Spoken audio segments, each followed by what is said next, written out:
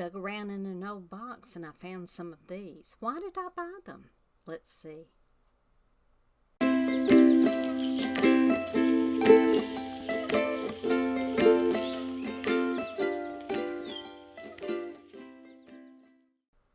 Hey, it's Rhonda, and I'm back with another Why Did I Buy? These are things that you can see at a lot of the yard sales, any of the thrift stores that you go to, sometimes in Grandma's closet, because people tend to buy things for projects and then never complete those or even start them sometimes. There's pretty often that I'll go to my library sale. They have a Friends of the Library group there, and pretty often they put out all the books, all the children's books. They usually will do like an ongoing sale for, a couple or 3 weeks, even as much as a month. And I go by there pretty often during that period of time. I buy a lot of books, I buy a lot of audio books, and especially the children's books if they're vintage and things like that. But one thing that I found that sells pretty well there, it's bread and butter most of the time. But I go and I find things like these. These are some of the craft kits that they'll put out. A lot of times they'll have just the booklets like this. See if I can adjust my light a little bit. I still have lighting problems. I need to pray over my lighting, I guess. But pretty often they have these, and sometimes they look like a cover, but it's actually the pattern. These are things that I'm 62, and back in the maybe mid 80s, something like that, I made a lot of these, and I would sit at nighttime and work on that. I didn't have a car at the time. We were sharing one car, my husband and I had a baby at home. And so there were times that I got all of my apartment cleaning done because we were in an apartment at the time, and I like to be busy and I like to be doing things, but I couldn't go anywhere. And so I would buy craft kits and things like that, and these things in the day were inexpensive enough for me to afford them, but they're quite expensive compared to some of the things that I buy today. For instance, they'll put these things out at the library, or you'll see them at yard sales or something like that, and they'll have like 10 cents on them. And like I said, this is Leisure Arts. You'll see Leisure Arts pretty often. That's one of the more common ones that you'll find out there. It's got the leaflet number, and so when you get ready to list it on eBay or Etsy or anything like that, Etsy, you can sell these type of things. It doesn't have to be all vintage on Etsy. It can be brand new patterns like this. As long as they're craft patterns and things like that, there's ways, it has a drop down menu and you can put that in there. But the Leisure Arts you'll see pretty often, and especially when there's clean outs of like estate sales and things like that, things get shoved up under things. I know from being an estate liquidator, we ran into things like this all the time, and we just throw them in one box and let people either buy the whole box or they could dig through it and pull out a bundle of things. We didn't individually price these things, but as you can see on this one, it was $2.50 in the day, and that would have been, let's see if I can see it, probably need my eyes. This particular one is 1991. You'll see your date at the bottom down here. Where is it here? And you'll see the date on there, and so that needs to be put in your keywords as well, because somebody might be looking for something like, it's gotten torn, they've lost part of their pattern, or something like that. This gives the suggested colors. This tells you your threads and things like that. So there's a lot of people that actually do these things. This happens to be the week before Thanksgiving when I'm filming this, and I know that a lot of people, when they're full-time resellers or part-time resellers, either one, we try to have our stores full during fourth quarter because people are commonly buying Christmas ornaments, the ugly Christmas sweaters. There's certain type of things, but I can tell you these things will sell because people know that they're about to hole up for the winter, and most parts of the world, at different times. But in the United States, a lot of us, get snowed in, iced in, and we need things to do. And a lot of them will buy these old patterns. Now, I also find things, sometimes it will be at the library sales, but more often than not, I'll find kits that people had great plans and then they ended up not doing the kit at all. These are closed. I mean, I'll pay like I said, 10 cents for maybe the leaflets, or buy a whole stack of them that'll equate to about 10 cents a piece, or something like this, something along this line. I may pay up to $1 for it, but usually it's like a quarter or 50 cents, because they're just ready to get rid of, stuff that they loved it when they saw it and they bought it and they thought it was a good deal, and then it was like, I fell out of love with it because we fall in love with our craft projects. These right here are pillows. This is Easy Additions. This is by Coates.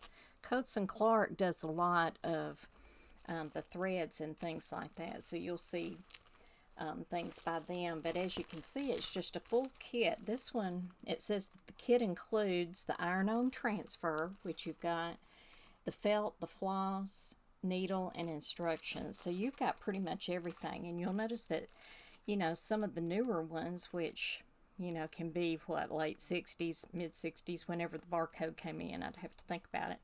But long about the 60s or so, early 70s, you can scan these, and they'll pretty often come up in an eBay search, or you can always take a picture of the pattern, put it in Google Lens, and use it that way. Some of the others that I've got in here, I'll find these. Now this one's by Cindy Walker, or Walter. I haven't looked this particular one up yet. These are ones that I'm going to get listed and such. But a lot of times, individual craft artists, whether they're part-time, they do it full-time, whether they're well-known or they're not well-known, a lot of times they'll do things like this, and they'll do their own pattern for something, and then they'll have it packaged and they'll sell it. Now, she might be more famous than I know. It's been a while since I've been in the craft industry myself, which was one of the businesses that I made quite a bit of money off of. My family did that for a while. When my husband was working at Kellogg's, they did a real big downsize, and he was one of the last hired at that time. My dad had been with them for a million years, and at least a million. And he ended up getting downsized that year, and we were able to do crafts. We did things like this. My daughter made teddy bears, and I had never painted before, but my husband bought a scroll saw, and he learned how to make scroll saw type of things, and we were known for some of these little necklaces. And if I remember, I'll try and find one of those. I think I've got 2 or 3 of those left, that I kind of kept for my grandkids or whatever, and I'll take a picture of it and insert it here if I've got that. But he would cut those out, and then I would paint them with toothpicks. They're just little tiny, and you'll see that in the picture. But those type of things, I didn't have a whole lot of money to put in because he had lost his job. But even in the day, I didn't have a whole lot of money. We were, hadn't been married just a real long time.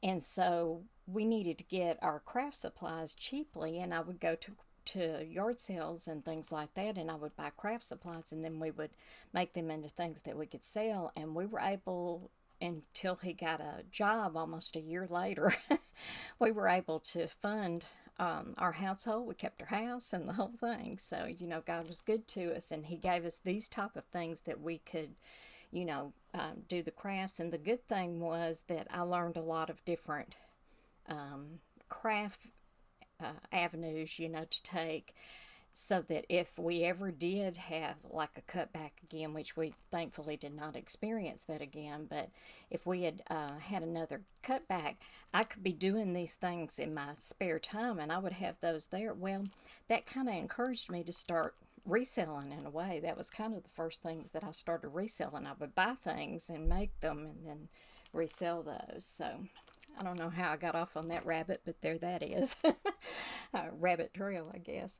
But some of the artists, we would go to like the Germantown Festival just outside of Memphis, and we would sit up there after a period of time, and we were able to afford the booth fees and things. And I would meet a lot of the artists, and they would have their own patterns out. They'd have the finished product for the people that really weren't interested in anything except the finished product, but then they would have this too. So I'm going to show you too.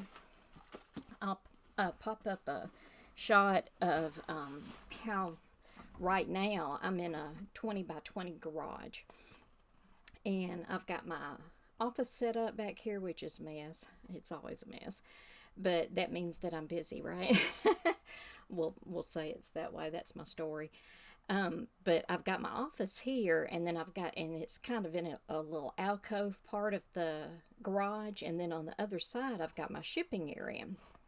And again, I'll pop up pictures of these if I don't forget to do that. But I've got my shipping area over there, but then the rest of it, I've got about a third of it that is money pile. People call it death pile, money pile, profit pile, whatever you want to call it. It's pile stuff. And that's what I work off of. I've also got a 10 by 20 storage. I had a thrift store, and I have liquidated that. And at one time I had 6 of those that size, but I've liquidated everything but the last 10 by 20. And so it's off site, but everything else is here. But I keep all of my inventory, unless it's non-conforming freight, as they call it at FedEx and so forth. If it fits inside a banker's box, I prefer to put mine in banker boxes. And then in between the banker boxes, I've got these marked. And so, for instance, on my shelf, you'll see in the picture that I post on here, I'll have like number 1, number 2, number 3, number 4, if that fits. I think it's 3 wide on most of my shelving, but I've got 3. But if I get ready to put something in my SKU line, I want to know where the location is. And so if I want to find one of these little books, I've got it in a magazine box. I bought these at Walmart. They're very inexpensive. They come in packs of 8, I think, or something like that. And what I do is I mark it according to the left-hand box. So, for instance, if I've got this on my shelf, number 4 is going to be over here. And if I have a number 4 in my SKU line, I'll know it's in the box, in the banker box. But if it says 4-4, then I'll know that it's in one of these. This is a real good way. I've got a lot of things in file cabinets, like some of my smaller patterns, paper, ephemera. I've got lots of things like that, and I've got 4 or 5 drawer file cabinets that I do those kind of things in. But these are a little bit bigger, and they kind of tend to get crumpled and messed up. And so I came up with this, and that fits just exactly right. And so I'm able to get 3 banker boxes and 2 of these on every shelf that I've got. So that's just a little tip for you if you want to store something like that. And they're very easy to find. But why did I buy these things? Let me tell you why I bought them.